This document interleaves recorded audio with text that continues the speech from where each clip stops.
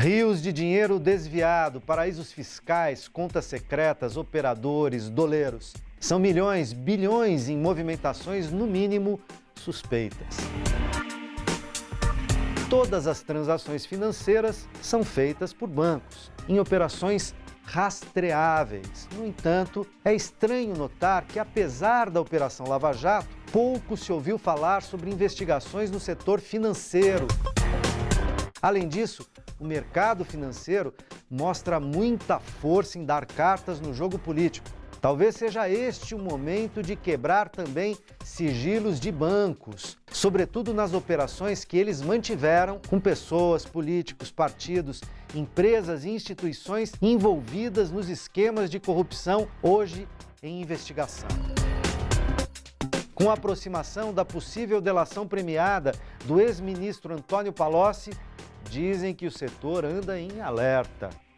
Enquanto isso, no início do mês de junho, Michel Temer publicou uma medida provisória, a 784, que autoriza o Banco Central e a Comissão de Valores Mobiliários a fecharem acordos de leniência com pessoas físicas e jurídicas que confessem ter cometido ilegalidades junto ao sistema financeiro.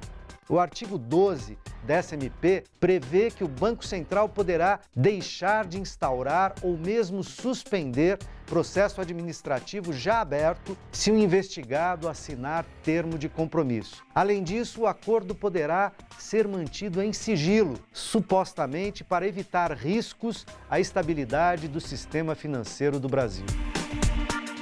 Como aumentar a transparência do que ocorre nos bancos, no mercado financeiro e evitar que sejam o braço invisível das operações nada republicanas entre poderes públicos e mercado. Essa é a conversa que começa agora no Melhor e Mais Justo.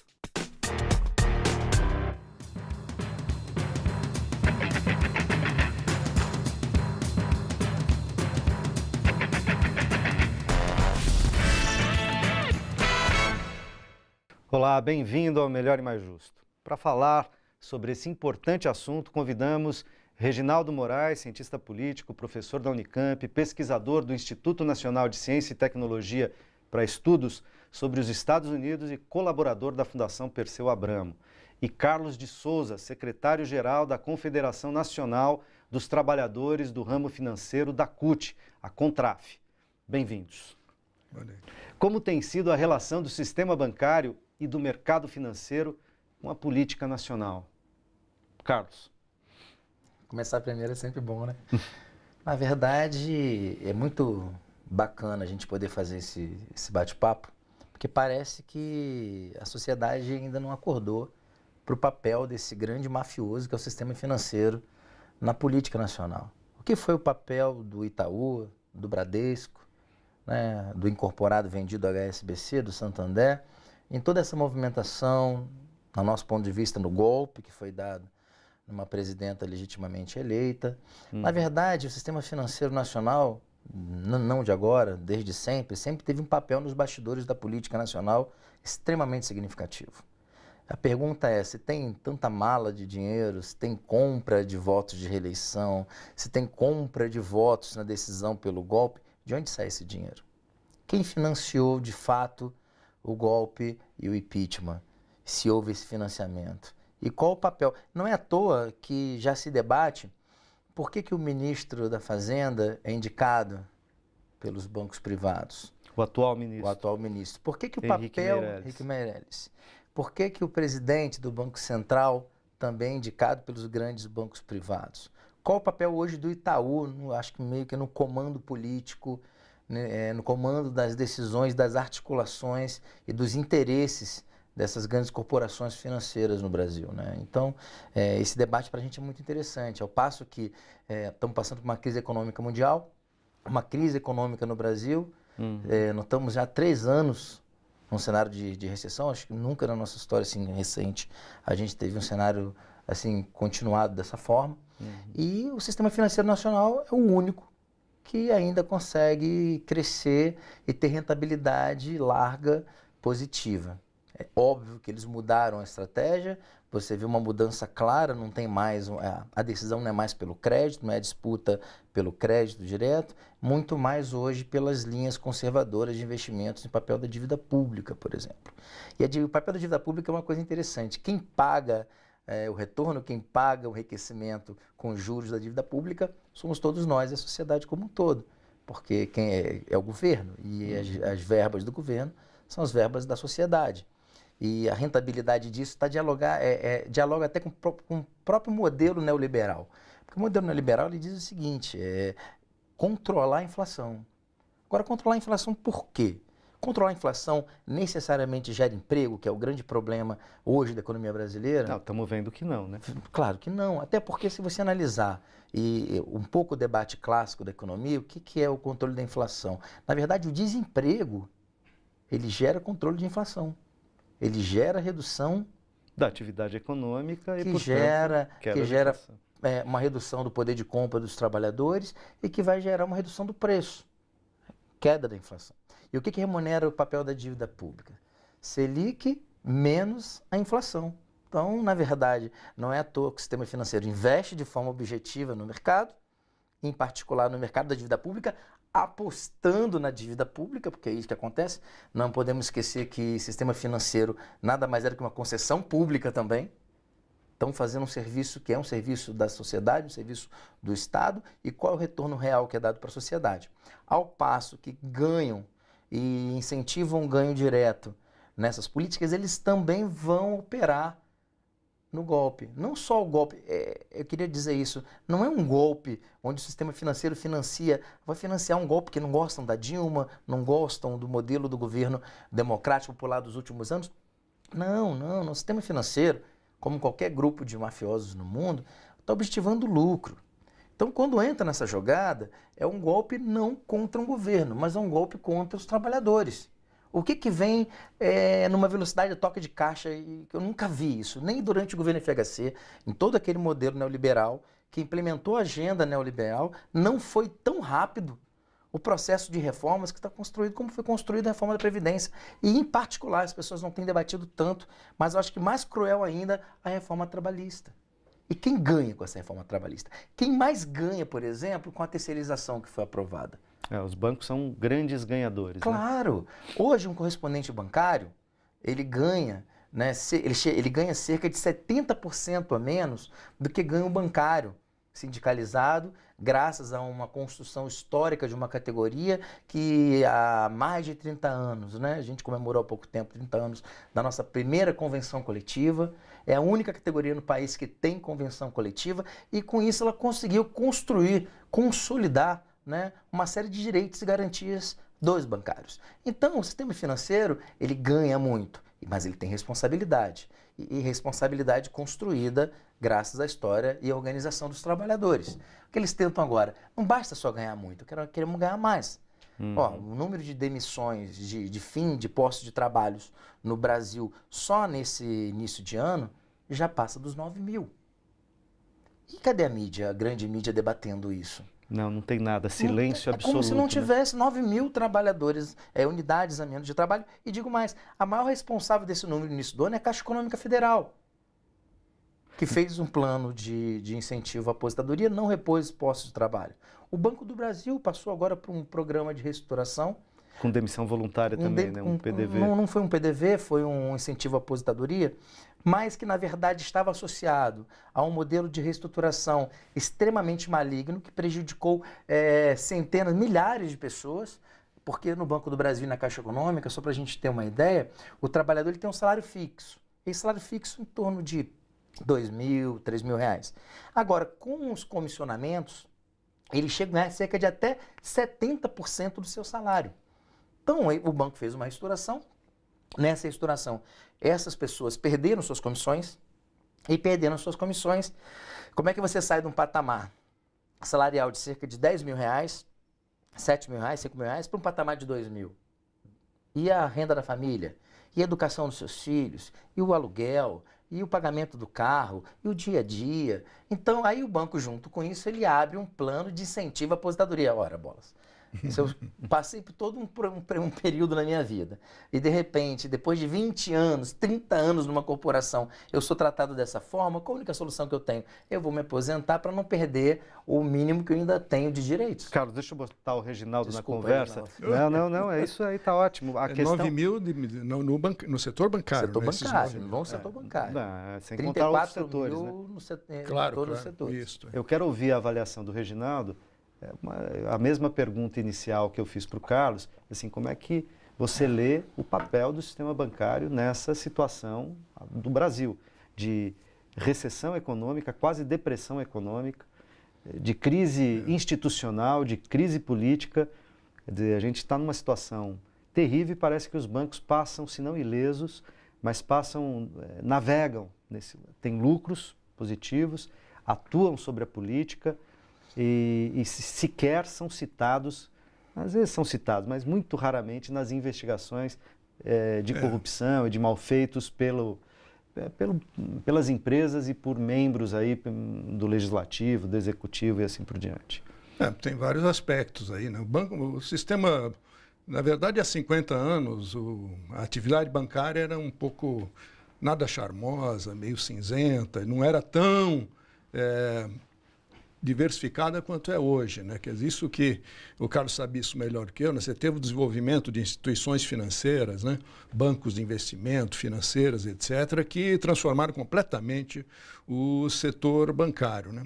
E crédito, né? Nós estamos falando de uma coisa fundamental na economia capitalista. O crédito é quase como a eletricidade para a indústria, né? Em todo lugar ele tem que existir. Quando ele seca, o resto seca também, né? É a circulação do sangue ou a energia elétrica, são os paralelos que nós podemos fazer. Agora, tem crise, o banco cresce. Tem desenvolvimento, o banco cresce. Aliás, o banco cresce em qualquer condição, né? Em qualquer situação. Esse é um lado, que é o lado propriamente econômico, a extração da mais-valia, a capitalização dos lucros. Isso aí é um dos lados que vale a pena ser discutido. O outro que você mencionou numa crise política como essa, em que tem tantas coisas sendo sugeridas a respeito de malas de dinheiro, pagamentos de propina, depósito de dinheiro no exterior, etc., né? Se fala muito pouco no sistema bancário. Ele parece que ele não é um personagem da história, se bem que talvez ele não seja personagem porque ele está escrevendo o script. Ou seja, ele está atrás da história e não propriamente na frente da história. Porque, enfim, todo mundo algum dia se perguntou, né, como é que tanto dinheiro transita em malas. É óbvio que não. E dinheiro não fica em mala. Dinheiro que fica em mala é uma anomalia, porque o dinheiro foi feito justamente... O dinheiro é como coelho, ele se multiplica. E ele só se multiplica se não tiver na mala, não é? Então, será que... Eu só acho uma explicação plausível para você não ver o banco no meio dessas investigações, né? É o fato de que ele não é personagem, mas está atrás da história, né? Tá, de certo modo, manietando os fios. Escrevendo a história e mexendo os fios e dizendo o que os personagens são e fazem.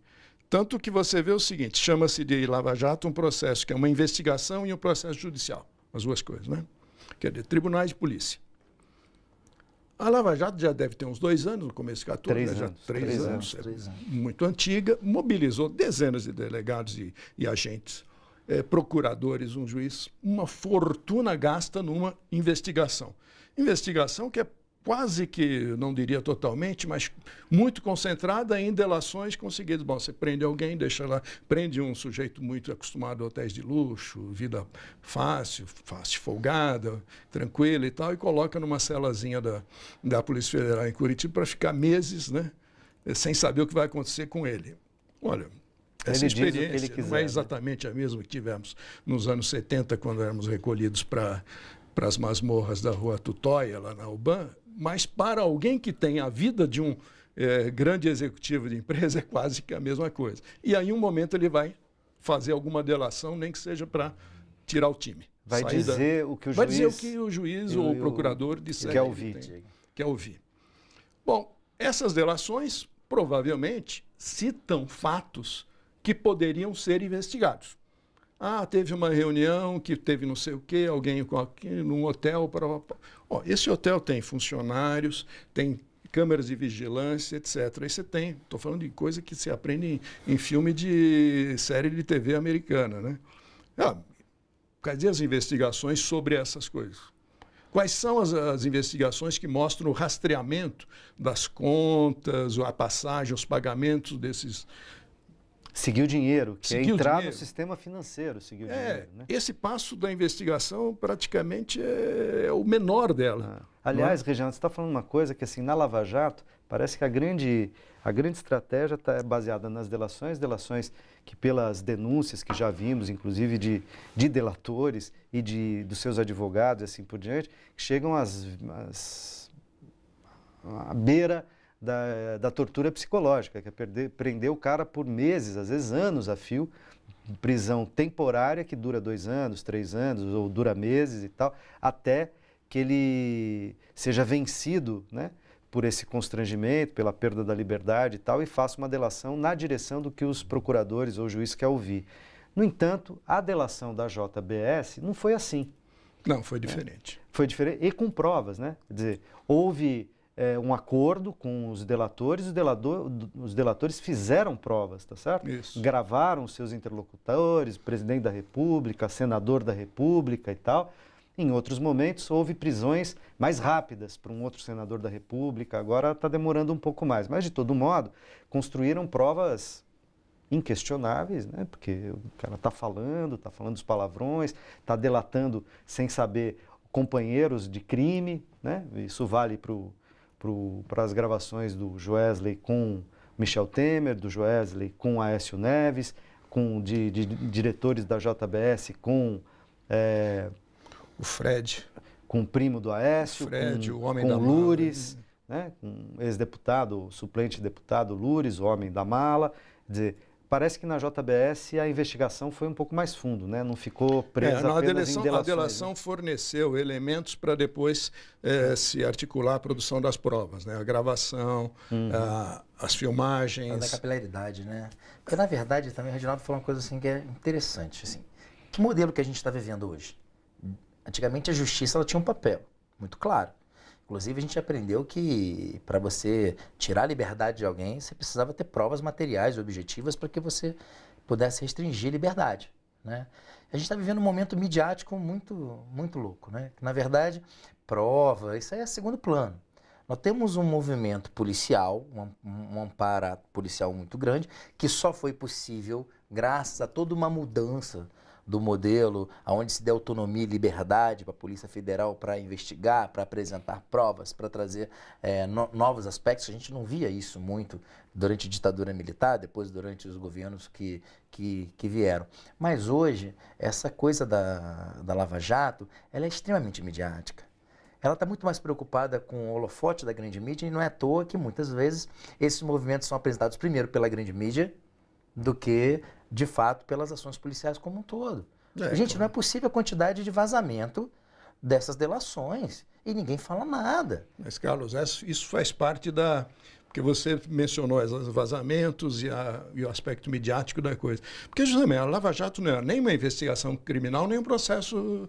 Se for isso, quando chegar nos tribunais, os advogados dos mais ricos vão questionar a coisa pelo seu chamado vício processual. Quer dizer, tem muita coisa ilegal aí, claro, que vai acabar com o processo. Isso é verdade. E o forte dela é justamente a produção do espetáculo. Isso, minha mãe dizia que uma mentira dita muitas vezes vira uma verdade. Então eles não estão muito preocupados em provar uma verdade. É de repetir mesmo mentiras para que elas virem verdades eleitorais. Eu acho que a questão que está muito consolidada é essa coisa do que vem para frente em 2018. Há uma grande preocupação com o que pode acontecer no cenário eleitoral brasileiro em 2018. Eu vou dar um exemplo que de repente o senhor pode me ajudar nesse debate. O Vacari, que era tesoureiro do Partido dos Trabalhadores, está preso, certo? Já há vários meses. Já há vários meses. E eu digo para ti, você falou, a gente não está naquele modelo da ditadura. Não, é tão quão pior. Porque o Vacari é um preso político. Ele é um preso político. Porque o desafio, a grande mídia, é mostrar qual é o outro tesoureiro de grande partido nesse país, vários partidos estão envolvidos e arrolados em todos esses casos da Lava Jato, qual é o tesoureiro que está preso? Que mesmo com uma série de provas que inocentam essa pessoa, continua preso. Porque a imagem é uma questão quase sociológica. A imagem do tesoureiro do PT preso tem um ganho político absurdo. O resultado do PT nas últimas eleições. Proporcionalmente falando com os resultados históricos do partido. Não estou aqui fazendo uma defesa do PT pelo PT, estou fazendo um debate da falta de coerência e de isonomia no tratamento que essa operação tem e que os grandes juízes têm. Né? O que é o judiciário brasileiro hoje? Por isso que a gente diz, é um golpe, no nosso ponto de vista, midiático, judiciário, parlamentar. Ele ainda não é militar, mas quase virou agora quando o Temer reivindicou as Forças Armadas, ainda bem que não chegamos à via de fato.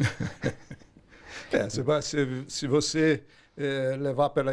Se você perceber qual o papel da mídia nesse momento para criar esse cenário, criar todo esse espetáculo aí, né? Você deve perguntar também qual é o ritmo desse golpe.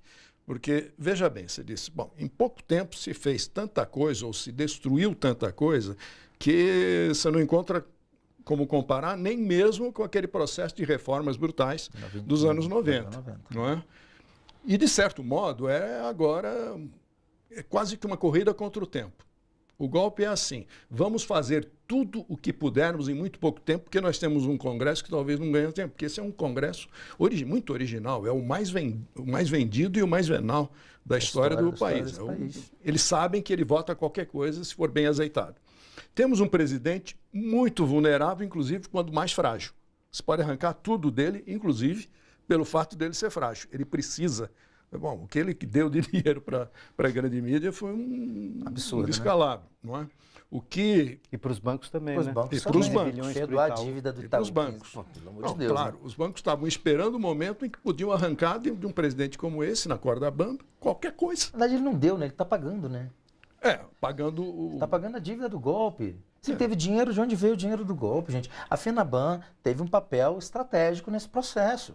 O Itaú teve... Não é à toa que o Itaú tem o poderio que tem na política nacional hoje. Olha, eu vou dar um exemplo para vocês. O Banco do Brasil, ele comprou um banco na Argentina chamado Banco Patagônia, e é um banco é um papel extremamente positivo, com uma boa rentabilidade. Foi uma das boas decisões do governo anterior na política de expansão do Banco do Brasil. Beleza, do nada, pós-golpe, começa um debate na Argentina da tentativa da venda do Banco Patagônia por parte do Banco do Brasil numa venda casada ao Banco Itaú. Bom, ora bolas. E por que não jogar no mercado? Quer vender? Acha que não está tendo a rentabilidade que deseja, quer mudar a estratégia? Por que não no mercado? Por que casado com o Itaú? Está claro, existe todo um processo de retorno ao investimento. Você falou sobre a questão do crédito. O crédito, eu concordo plenamente com você, professor. O crédito é o elemento principal de desenvolvimento numa economia capitalista. Os keynesianos debatem isso de forma objetiva, até mesmo os socialistas defendem o crédito nesse momento que nós vivemos como um amparo fundamental para o crescimento. Mas que crédito, né? O crédito, por exemplo, agricultura, que é o papel do Banco do Brasil, o crédito na moradia popular, o papel da Caixa Econômica Federal, o crédito para fomento na sociedade, que é o objetivo principal do BNDES, e eu quero ressalvar aqui a importância dos bancos públicos. O Brasil ainda é um dos poucos países no mundo que tem bancos públicos e bancos públicos fortes. Esse é um dos nossos principais diferenciais. Em alguns momentos a gente pode debater isso aqui. E que agora há sinalizações... Está sob ataque, né? Está sob ataque a sinalização de privatização. Não, né? Banco do Brasil, Caixa Econômica Federal... Não à toa por isso, nós fizemos na semana passada o lançamento da Frente Parlamentar em Defesa dos Bancos Públicos. Nós já temos uma frente parlamentar em defesa das empresas públicas, mas a gente sentia a necessidade de fazer a frente em defesa dos bancos públicos, e essa campanha que a Contraf, a CUT, as nossas federações não estão tocando em todo o país, não é à toa. Não é apenas vender o Banco do Brasil, privatizar ou vender a Caixa. Eles já entenderam que esse tipo de enfrentamento direto, como eles tentaram com a Petrobras na década de 90, como eles tentaram até mesmo com o Banco do Brasil, não funciona. que há um apego popular grande, há um enfrentamento popular, eles vão descaracterizando, cara. E vão estraçalhar também. Eles vão destruindo o poder de competitividade real. O Banco do Brasil teve num único movimento o fechamento de cerca de 500 agências no país, num único movimento. E aí com a alegação de que a tecnologia, a facilidade de novas contas, mentira! Essas agências foram fechadas em praças de pouca expressão, interior do país, onde elas têm uma importância estratégica. Foram fechadas mais de 400 agências, outras 300 também tiveram a sua característica mudada. Na verdade, cerca de 700 unidades de atendimento do povão, da sociedade, e os funcionários realocados. Olha, você tem uma ideia. Quando começou a década de 80, o Banco do Brasil tinha cerca de 120 mil funcionários.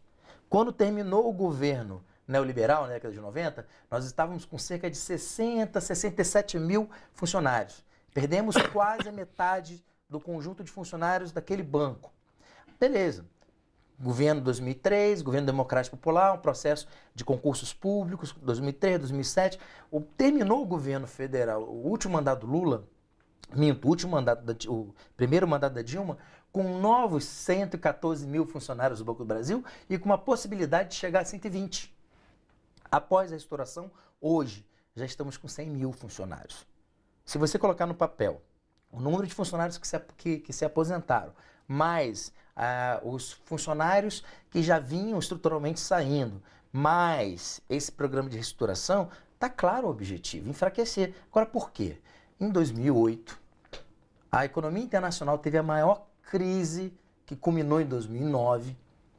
Enquanto todo o sistema financeiro do mundo retraiu e a movimentação feita no Brasil era de retração pelos bancos privados, até então o governo Lula, né, eu gosto de dar os nomes, dependente de defender, favor, contrário, teve uma iniciativa que foi, de fato, usar os bancos públicos como reguladores de mercado. Eles foram para a economia e, em vez de levantar as taxas de crédito, juros, não, eles baixaram. Contrariar o ciclo. Contrariaram o ciclo. Com várias outras medidas de estímulo de mercado, com redução de juros, IPI, e com uma política agressiva, aonde a ação do Banco do Brasil, que naquela época era o maior banco do país, mais a Caixa Econômica, que era um dos 5 maiores bancos do país, aquilo levou o sistema financeiro privado a ter que reduzir as taxas de acesso ao crédito. E eles não perdoam isso. Eles não perderam dinheiro. Também, como diz o professor, o sistema financeiro nacional ganha em qualquer situação. Ganha no desenvolvimento, ganha no crescimento e ganha na estagnação. Mas naquele momento, eles ganharam, mas não do jeito que eles queriam ganhar. Porque não é só uma questão de ganhar, de ter lucro, é ter o comando político do processo. É ter poder. Eu tenho perguntas dos telespectadores e já sei que o nosso tempo no primeiro bloco está acabando, mas acho que dá para colocar uma se vocês responderem rapidamente. Então tá. O Bruno Lucas, e a gente pode começar essa resposta e talvez continuar esse debate no segundo bloco. O Bruno Lucas pergunta o seguinte: quais seriam as consequências negativas da autonomia do Banco Central, como foi proposto por alguns partidos na última eleição? Qual seriam, Reginaldo? Na verdade, se você se lembra bem, a primeira e mais clara proposta nesse sentido foi da candidata Marina da Silva, né? Quando lançou aquele programa de bomba arrasa quarteirão, né? Faz tudo, muda tudo e terceiriza a política econômica e, sobretudo, a política monetária e fiscal. Ela ia terceirizar praticamente toda a atividade dessa... E a Marina era apoiada pelo setor bancário, né? Pelo setor Itaú. A Marina era a candidata não só do Itaú, era a candidata do Itaú, visivelmente, por causa dos vínculos todos que eram conhecidos, declarados e jamais escondidos. Estava muito na Público, cara, né? Que era público. Mas ela era também a candidata do Citigroup, do Banco Americano. O tesoureiro da Marina, desde a primeira campanha dela, era o ex-presidente do Citi para América Latina e Brasil, que também, por alguma coincidência, o Citi investe em tudo, o Citi tinha investido e botou o Álvaro, vamos esquecer o nome dele, O tesoureiro da campanha da Marina era presidente de uma dessas organizações internacionais ambientais. Conheceu a Marina através desse caminho, por alguma coincidência também, e introduziu-a nos circuitos financeiros internacionais. Foi ele que organizou aquelas famosas idas de Marina para Nova York para conversar com banqueiros, 3, 4 vezes, né? Nas 2 campanhas, aliás. Então, na verdade, isso já era a proposta da autonomia, vinha naquele contexto, não é? Ela era o plano A, de certo modo, desses banqueiros. Quando ela perdeu a oportunidade para o segundo turno, o Aécio foi o plano B dos banqueiros. Vários deles estavam na campanha da Marina e não do Aécio.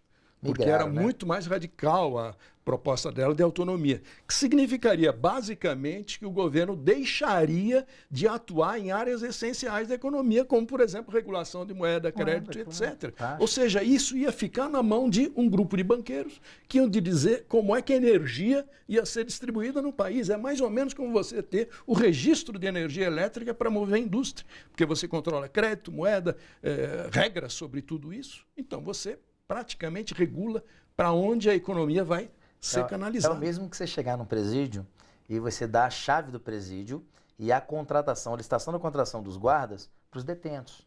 É quase a mesma coisa, porque o Banco Central ele é o banco dos bancos. Né? Essa determinação, primeira de que eu sou funcionário de banco, né? Sou funcionário do Banco do Brasil. Uma das primeiras perguntas de todo concurso é qual o papel do Banco Central? Né? É o banco dos bancos. Ele tem o compulsório, tem uma série de elementos que controlam o sistema financeiro.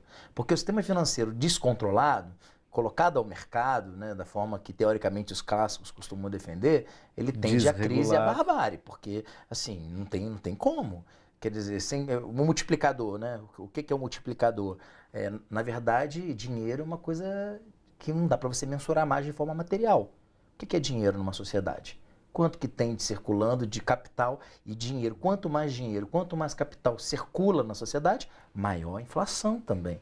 Porque é mais disposição de moeda e aquilo vai gerar inflação. E quem controla isso? Quem controla, porque o banco ele vai captar e ele vai emprestar. E quem pegou emprestado, coloca no banco também.